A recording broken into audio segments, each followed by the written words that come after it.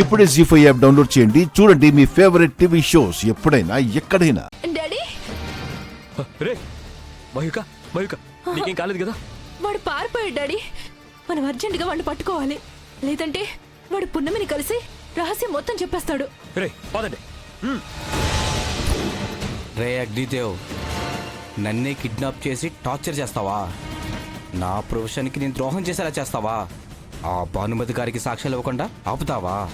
చూడరా, కాసేపట్లో భానుమతి గారికి సాక్ష్యం ఇవ్వబోతున్నాను. ఆ తర్వాత నీ బతుకు కుక్క బతికారా?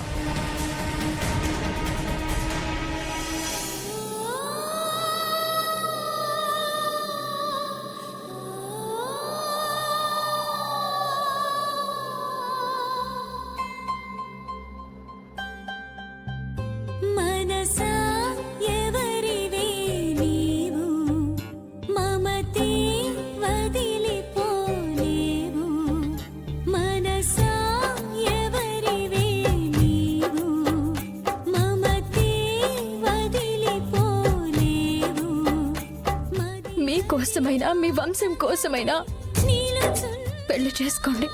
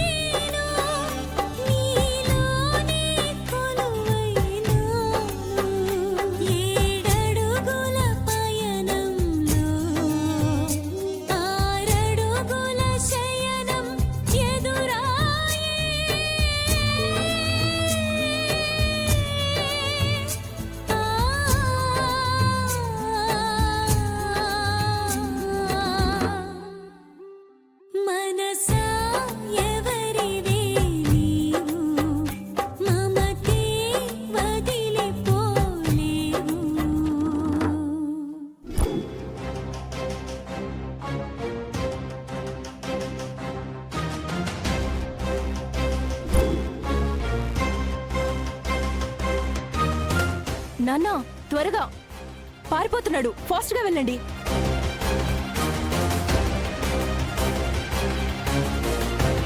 షట్.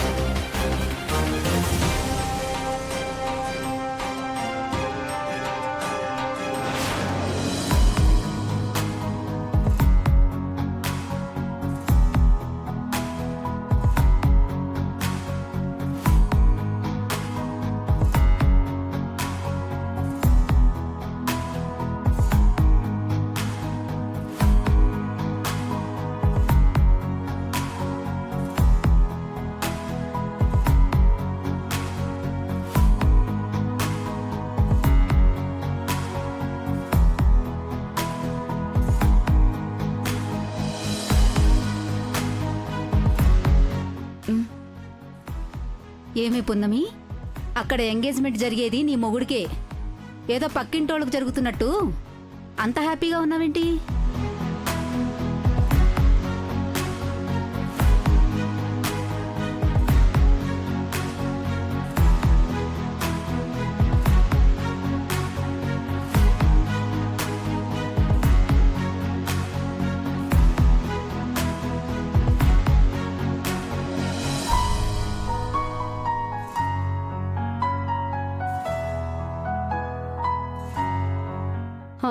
హలో పున్నమి, నాకు కూడా ఒక గ్లాస్ ఇస్తావా?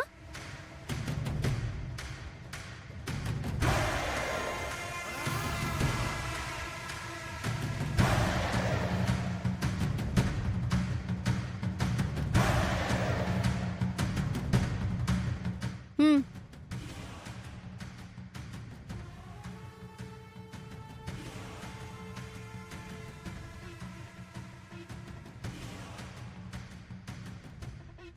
అమ్మా,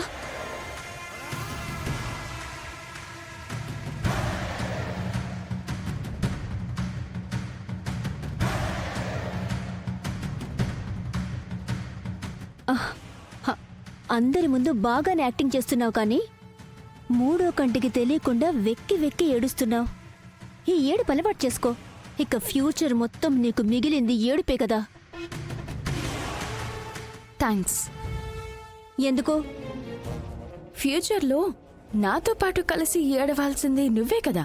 నేనెందుకు ఏడుస్తాను?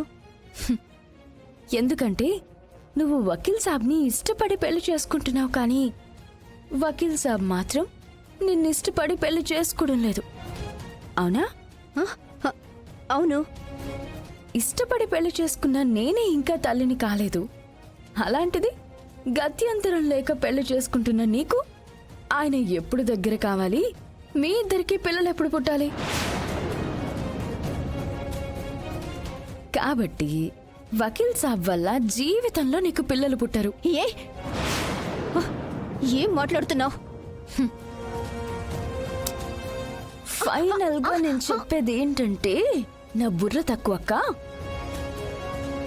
వకీల్ సాబ్ నిన్నెలాగూ ముట్టుకోరు కాబట్టి నాకులాగే నీకు కూడా పిల్లలు పుట్టరు. దాంతో అటు చూడు, అక్కడ కర్ర పట్టు కూర్చుంది పెద్దావిడ.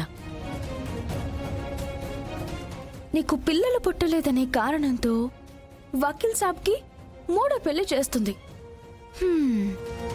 అప్పుడు నాతో పాటు కలిసి ఏడవలసింది నువ్వే కదా. అందుకే అలా అన్నానన్నమాట. జీ5 యాప్ డౌన్లోడ్ చేసి అన్ని ఎపిసోడ్స్ పూర్తి ఉచితంగా చూడండి.